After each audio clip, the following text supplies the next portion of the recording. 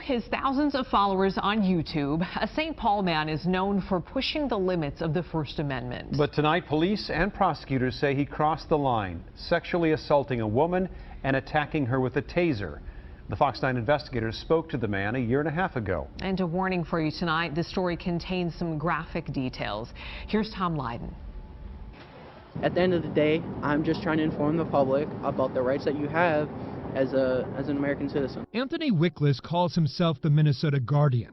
On his YouTube channel, the baby-faced 20-year-old conducts what he calls First Amendment audits, essentially walking into public buildings and rudely interrogating public employees against their wishes. No, you don't have a right to do that. So I can... Wait, why don't I have the right to do that?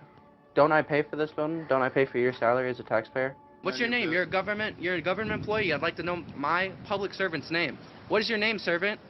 What's your name, servant? Wickless also trails police, and that's what he was doing Sunday night in St. Paul when police say he stalked a woman who appeared to be having a mental health crisis and was especially vulnerable. According to criminal charges, he told her his name was Tony and he was an expert in de-escalation. He never said he was a cop, but she saw a police scanner and tactical gear in his Crown Vic. She says he offered her a ride home. He began to drive more aggressively, got off the freeway in a White Bear Lake neighborhood, pushed her out of the car, and tased her, not once, but twice, then sped off.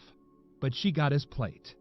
St. Paul police arrested Wickless Monday night, and today he was charged with second-degree assault and criminal sexual conduct in the 5th degree. What do you mean, what am I doing? Running up on the scene. Trying to see what's going on, man. Plenty of people saw trouble coming with Wickless, but there was little they could do. The Fox 9 investigators caught up with Wickless last year outside Daniker's Market in St. Paul. Well, the lady didn't like that I was filming in there, and I left, and then she took my glove. Just walking around the store, and he talked by himself. The owner kicking him out for the 3rd time. We're so scared, so we told him to leave. Everybody's welcome, right? Until it gets weird. He'd also been kicked out of Mucci's Italian across the street. The whole time, camera in my face. Ramsey County had warned its employees to be courteous to him as long as the behavior wasn't threatening. If there is a lesson to be learned also, I would say we would have learned it the first time. This is a movie that doesn't need a sequel. There have been plenty of sequels with more than 100 videos. Along with so-called collaborators, he's hit the DMV. I just said, do not film me. The post office. Ma'am? This is not a job. This is a job, ma'am. It's called invasion of privacy. It is not, ma'am. It doesn't matter what I said. You better get that camera off of me. And the lobby of the Bureau of Criminal Apprehension. Holy 4D for us? There's no expectation of privacy in a public setting. So you can't expect privacy if you're in a public place. But there is a right not to be harassed. You would I agree.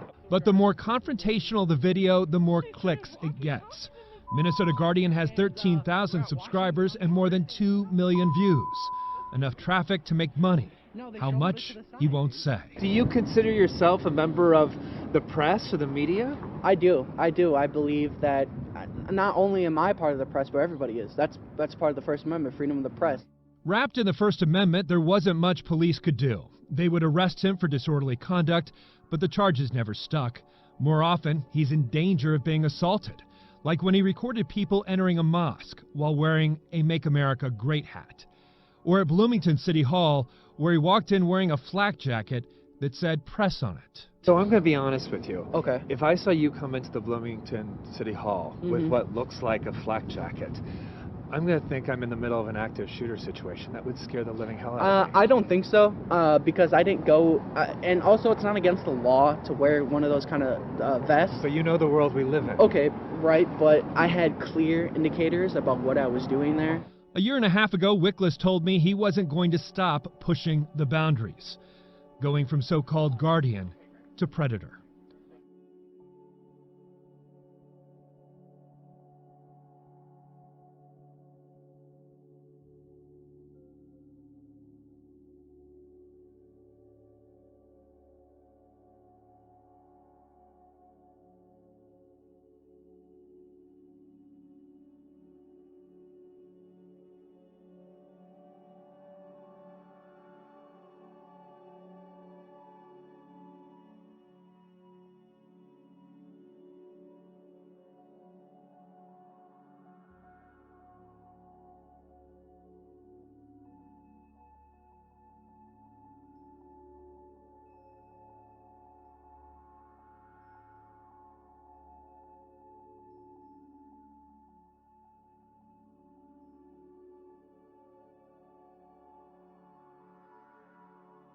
Breaking news alert. And that breaking news involves the arrest of a Houston area man known for making YouTube videos criticizing police. Late this afternoon, Earl Worden was taken into custody by McAllen police after being charged with sexual assault of a child. These allegations date back to 2002. New evidence was obtained by Deer Park police that led to the new charge. Over the years, Worden has appeared in dozens of YouTube videos criticizing law enforcement and challenging the legal limits of where people are allowed to record videos and take photos. Worden is already a convicted sex offender. It is not clear why he was in McAllen. He will eventually be brought back to Harris County to face a judge on this new charge.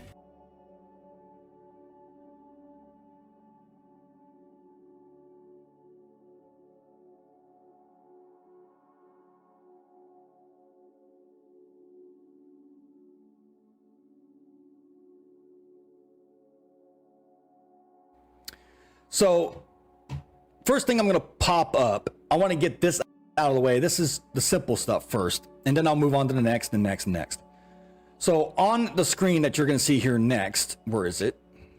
My bad. Is this right here. Okay. And I will go ahead and make it bigger so you guys can see it. There you go.